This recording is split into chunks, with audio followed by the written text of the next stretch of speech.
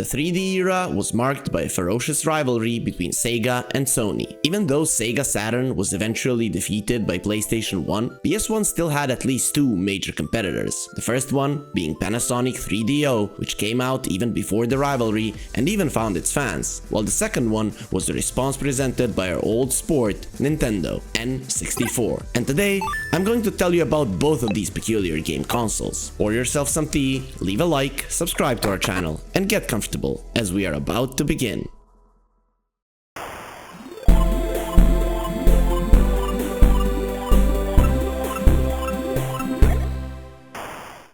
Even before Sony joined the console wars, many companies had already started to consider the potential of the new data storage piece, the well-known compact disc or CDs. Their ability to work with larger amounts of data and relatively low production costs clearly spoke not in favor of game cartridges. One of the first companies to utilize CDs was 3DO, created specifically for the development of the eponymous console. Because of the fact that 3DO was founded by representatives of 7 different companies, from Electronic Arts to Gold Star, soon to become LG, these were several versions of the console at the same time, such as Gold Star 3DO, Sanyo 3DO, and the most familiar to us, Panasonic 3DO. Seems like a total mess, but thanks to the contributions from all sides, the console turned out to be not only quite powerful, but also good for game developers to work with.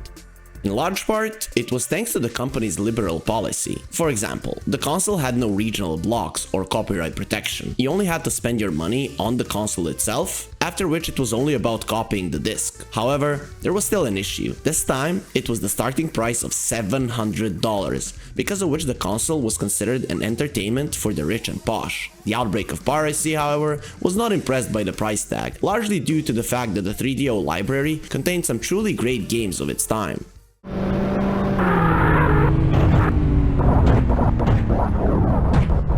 The best example was the first part of the well-known series Need for Speed, proudly titled Road and Track Presents The Need for Speed. Knowing the series' recent history, it's hard to imagine that it all began back in 1996 on a Panasonic console. As for the first game, it was the same three-dimensional arcade driving simulator, though without the signature atmosphere of illegal racing. Nonetheless, the game already had traffic and police. You had to not let the police car in front of your car by any means. Otherwise, the wannabe racer would be slowed down for the first time and disqualified from the race for the second. The number of tracks left much to be desired, only 3 to choose from, while the car park offered only 8 cars. Still, it was enough for the audience to fall in love with the first Need for Speed. So much, in fact, that the game received countless sequels and ports to other platforms with additional content. Critics praised the game's excellent graphics, gameplay, and especially realism. It's Need for Speed we're talking about, while ordinary players were very eager to buy discs with the game. A similar story happened with the Gex game series, the first part of which also came out on 3DO. It seemed like one of your typical platformers, only with a cartoonish gecko as the protagonist, but the details made this series stand out. Firstly, the game's plot and setting were pretty unusual. Gex leads the life of a reclusive couch potato, when suddenly a villain named Rez pulls him into the world of TV programs. Naturally, he wants to take over the world, and he needs the gecko as his television network's mascot. The players had to explore the worlds based on various TV genres: horror, adventure, animation, and martial arts movies. Gex had to collect TV remotes in all worlds to open a passageway to the villain's lair, defeat him, and return home. In addition, unlike other cartoonish characters of the time, Gex was constantly narrating what was happening on screen. This made him a much more believable character, and the game was more fun. As a gecko, our protagonist had the abilities you would expect: tail swipe, tail jump, clinging to walls and the ceiling, and catching various bonus-giving bugs with its tongue. Just like the NFS, yes, Gex's sequels have also appeared on several other platforms, largely due to the short lifespan of the 3DO support. Many of the game franchises simply outlived their first platform.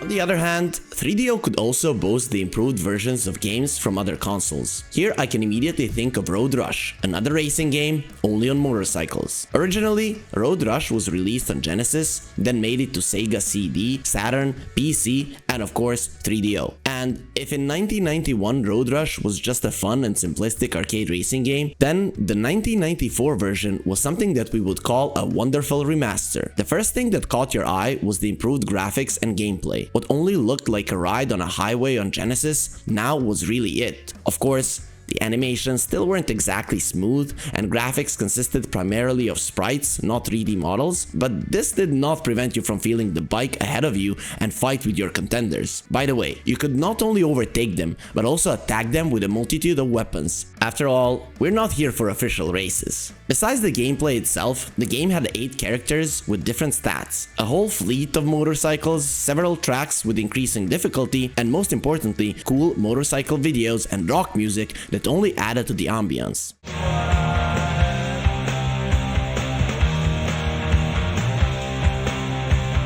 In other words, I saw Road Rush as a smaller version of Tony Hawk from the world of bikes. So, the 3DO games were quite impressive. Unfortunately, not only did the high price hinder the sales, but there was also another unpleasant issue. Remember what I said about the console being developer friendly? It opened doors not only for the true masterpieces of its time, but also for a whole torrent of low quality junk. It helped to keep the 3DO running till 1996, then the console support was suspended, gamers lost interest in it and turned to the competitors. Besides, that year saw the release of another console, Nintendo 64. The history of the Big N's response to the Sega Sony brawl has some curious points as well. Earlier, I told how Nintendo suddenly refused Sony's proposal for joint development of a CD drive for future developments. I would recommend watching our video about PS1 for a complete understanding of what's going on. Nintendo turned to Philips to continue the work, but the CD drive was never finished with them either. At the end of the day, the developers decided to revert back to cartridges, all the more since they also had their edges: durability, piracy protection, and most importantly, instant loading. I bet many remember these moments of meditation in front of the TV while loading certain games on the first PlayStation.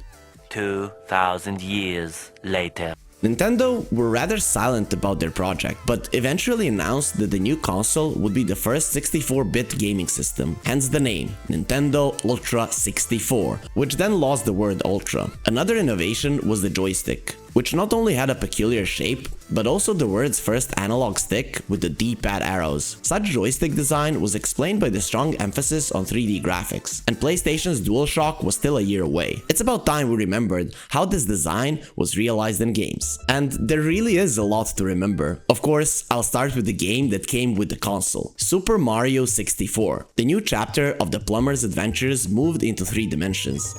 It's me, Mario! And the developers did a tremendous job for this transfer to go with the problems of early 3D. The essence remained the same. Mario jumps on his enemies, hits the crates, and saves Princess Peach. However, everything else has changed dramatically. Instead of a map or level-to-level transitions, players were presented with a huge starting location, an empty castle that belonged to the princess. Once in it, you could either select a level by jumping into one of the paintings, or explore the castle's numerous secrets, which made it a level of its own. Mario's abilities became wider to match the game world. The plumber could now not only run, jump and swim, but also crouch, crawl, climb, kick, and punch. Moreover, many types of jumps and power-ups were also added. Such expansion of abilities naturally entailed the development of levels. If previously we were mostly running from left to right, in Mario 64, the player was forced to constantly change the direction, including going up and down the platforms, what made the locations much more diverse. You also had to collect the stars, which could be given for anything from defeating a boss to solving complicated puzzles. All in all, everything that was memorable about previous Marios became better and more varied, and this spoke volumes about the new Nintendo's console's capabilities. The same can be said about the Legend of Zelda sequels. 2 games, Ocarina of Time and Majora's Mask, were released on N64. Link's adventures now also unfold in the 3D world. For what the developers have completely overhauled the character controls. Players were not only given the opportunity to freely control the camera, but also to aim different weapons and even focus on a particular enemy. The ability to look in all directions was tied to the puzzles, for which the series is famous. Though for puzzle solving you would most likely turn to the weapons and abilities, the quantity of which became absolutely insane. The key feature of both games is the Ocarina of Time, a musical instrument that is vital to both game storylines. Link can use the artifact to play tunes that have different effects. The plot of both Ocarina and Majora would be hard to describe even in a separate video, so I'll just say a couple of words about each. In Ocarina of Time, players were told the very beginning of Link's story and his first rescue of the Kingdom of Hyrule from the series' irreplaceable villain Ganondorf. In Majora's Mask, Link finds himself in a parallel world and must prevent a giant moon from clashing with the planet. To sum it all up, I can only say that Ocarina of Time was voted the best video game of all time according to Metacritic. Of course, it can hardly be compared to modern masterpieces, but the game's contribution to the development of the 3D era undoubtedly deserves that title.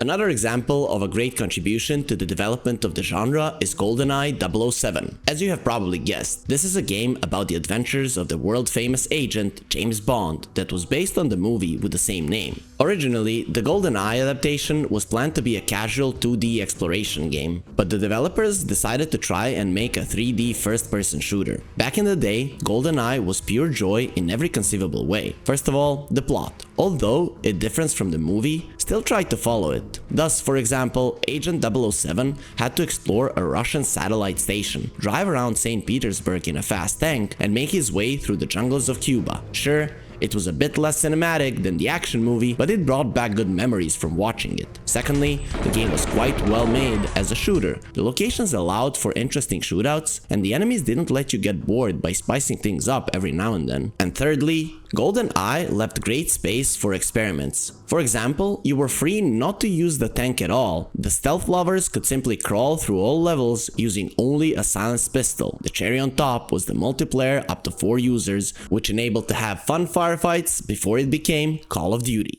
Speaking of multiplayer, I can't help but mention another important game, Super Smash Bros. I'm sure that many of you have at least heard about one of the most recent games of this series, especially since today it's a recognized cyber discipline for competitions. But I'll tell you about the very first game, which was released on the N64. As kids, we loved to fantasize about crossover fights between the various movie and game characters. Take the RoboCop vs Terminator or Alien vs Predator, for example.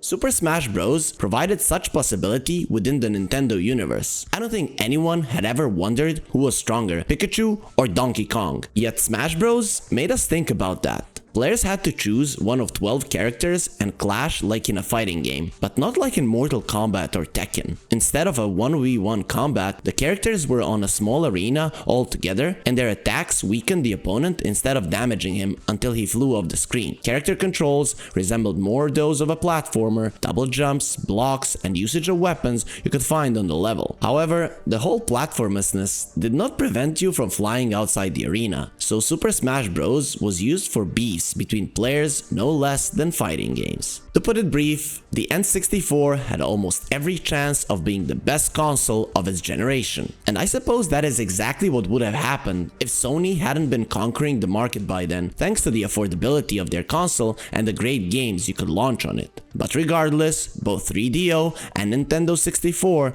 left a deep mark in the industry's history and earned the love of the gamer community. And on this upbeat note, I now invite you to the comments. Please tell us if you had one of today's consoles, and if so, what's memorable for you about them? Also, don't forget to leave a like and push the bell button. As promised, next week we'll be talking about the piracy outbreak on the first PlayStation, so I look forward to see you here in the same time as today. Stay tuned.